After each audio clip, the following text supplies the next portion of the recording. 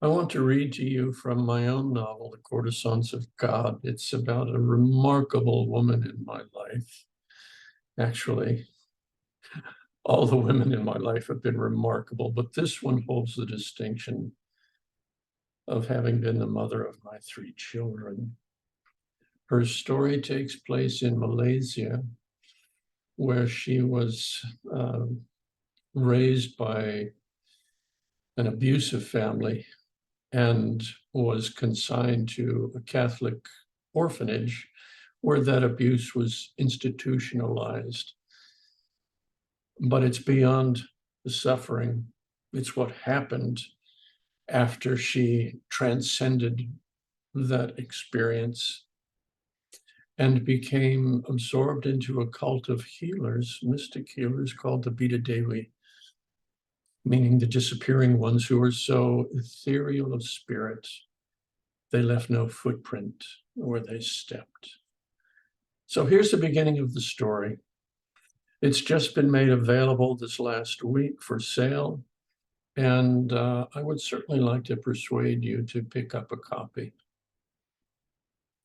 Here we go. No one knew for certain how old the woman really was. Those who had quietly seen their own hair turning gray could only recall from distant childhoods that she had always been as old as they themselves were now becoming. She slept on a low bed made of straw and silk and clouds, and she slept very soundly until she felt the breath of Bendahara, the tiger, blow hot across her cheeks and brow. He had padded through the halls of the temple to find her, to join her. "Your breath," she said.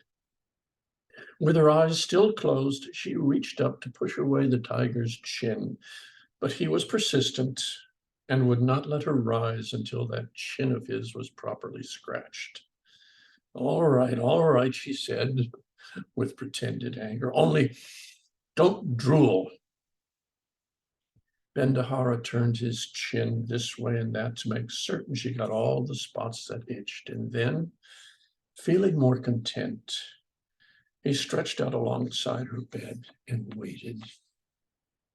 The old woman sat up and took one of the green leaves from the clay pot beside the bed and slipped it into the side of her cheek. Night to day, sleep to wakefulness, even life to death.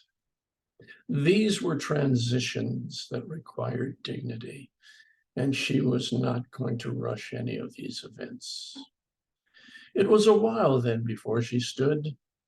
Barefoot, she ambled through the archway that opened to her own private garden, where the morning sun was illuminating the ferns and warming her favorite spot. "Are you coming?"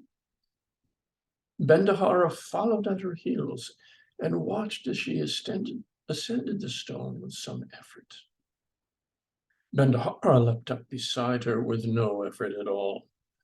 The broad, flat granite had been worn smooth over the centuries by the old woman and those who had come before her.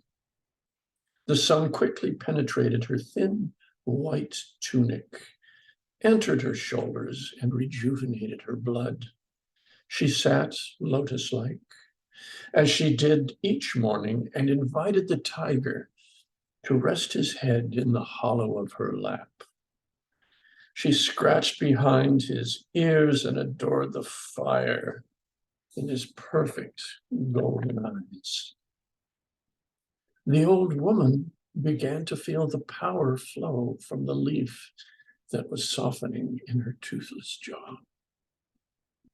When the tiger had fallen asleep, his head heavy in her lap, she tuned her own breathing to the rhythm of his primordial purr, and there she entered the dream sleep of meditation. There she gossiped freely with her younger selves. Before the trance evaporated, before Chapwan approached her with a cup of warm green tea and kissed her brow, it was they, the blissful inhabitants of dream sleep, who on this morning foretold the coming of the young girl who would sit upon this very stone and release her at last of all worldly obligations. Is it you? She whispered. She whispered, her faint smile savoring the words as they passed her lips. I've waited so